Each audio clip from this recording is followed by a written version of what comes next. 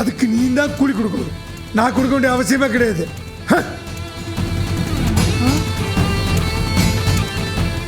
ஆமா, என் குடும்பத்துக்கு மனசாட்சி இருக்குன்னு கேட்டீல்ல, உனக்கு மனசாட்சி இருக்காயா? உனக்கு மனசாட்சி இருக்காயா?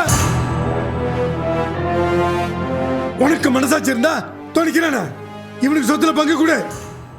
ஏய், தேவையில்லாம பேச்ச மாத்தாத. ஏய், என்ன பேச்ச மாத்தாத? அப்பயும் சரி இப்பயும் சரி நான் ஒரே மாதிரி தான் பேசிட்டு இருக்கேன். இவன் உழைச்ச உழைப்பு இருக்க, இவன் உழைச்ச உழைப்புக்கு உன் புருஷன் தான் சொத்துல பங்கு கொடுக்கணும். சக்தி அண்ணா, தயவு செய்து கொஞ்சம் அமைதியா இருங்கண்ணா. அப்படியே நான் கொதிச்சு போயிருக்கேன். இந்த நாயஸ்தா, அந்த நாயஸ்தா கிட்ட கொஞ்சம் பேசிட்டு வரேன். ஏன் நாயஸ்தா, எனக்கு வந்து இவ்வளவு அறிவுரை சொல்றிய? நான் என்னென்ன பண்ணணும்னு எனக்கு நீ பேசுறீல்ல?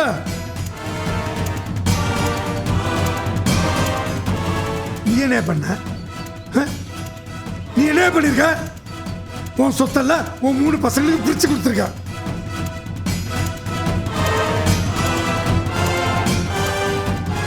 பையனுக்கு ஏச்சு கொடுத்தியா? அள்ளி கொடுக்கல, கிள்ளி ஏச்சு கொடுத்தியா? 5 பைசா கொடுத்துருப்பியா? நீ கொடுக்க மாட்டியா? நீ எப்படி கொடுப்ப? அவனுக்கு வெனவு தெரிஞ்சதுல இருந்து அவங்கிட்ட இருந்து உழைப்ப வாங்கிட்டு அவன் ரத்தத்தை புள்ள உறிஞ்சி எடுத்துட்டு அவனை நடுத்தருவில் கொண்டு வந்து விட்டவன் தானே நீனு? என்னென்ன பேசுற நீ? ஏதோ நாங்களாம் பார்த்து அவனுக்கு ஒரு கல்யாணத்தை பண்ணி கடை வச்சு கொடுத்தோம்.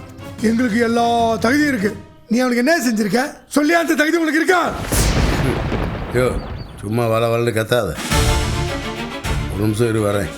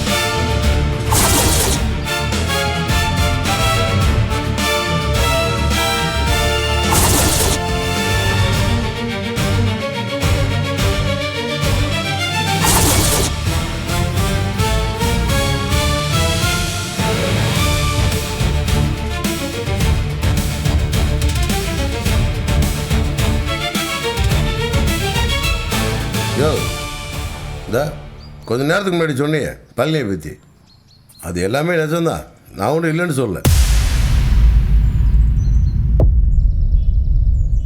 பழனிக்கு விவரம் தெரிஞ்ச நாளிலிருந்து அவன் எங்க கூட தான் இருக்கான்.